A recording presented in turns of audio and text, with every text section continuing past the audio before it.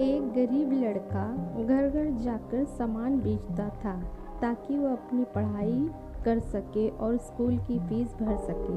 एक दिन उसके पास सिर्फ 1 रुपया ही बचा। उसे बहुत भूख लग रही थी।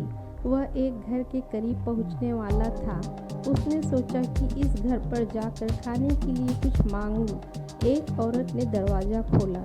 जब औरत ने उस लड़के की तरफ देखा तो वह समझ गई कि यह बहुत भूखा है। फिर उसने एक दूध का गिलास लाकर दिया। उस लड़के ने दूध पीने के बाद कहा, कितने पैसे हुए? औरत ने कहा, तुम यह खरीद नहीं सकते।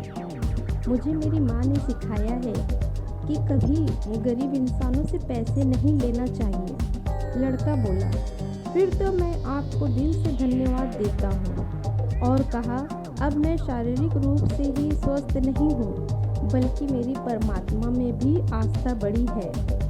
बहुत साल बीत गए।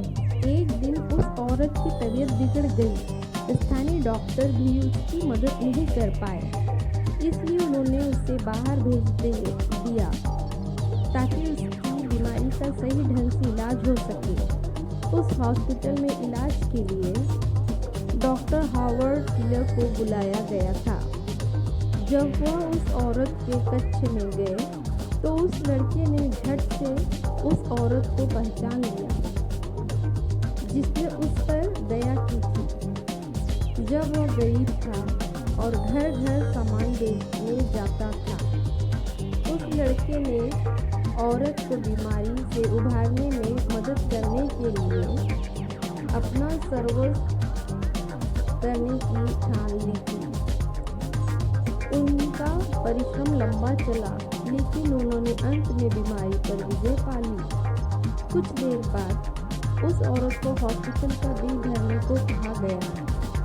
वह औरत चिंतित हुई क्योंकि उसके पास बिल चुकाने के लिए इतने पैसे नहीं थे।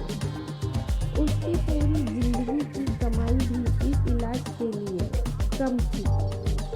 अंत में जब महिला ने बिल को ठीक से देखा तो उसने कुछ शब्दों को पढ़ा जो कि बिल के एक तरफ लिखे थे।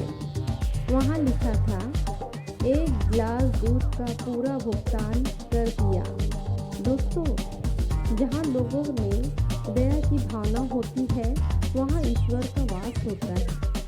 अगर आप आज किसी की मदद करेंगे तो यकीन मानिए कल जब आपको मदद ज़रूरत होगी तो ईश्वर आपकी मदद ज़रूर करेंगे।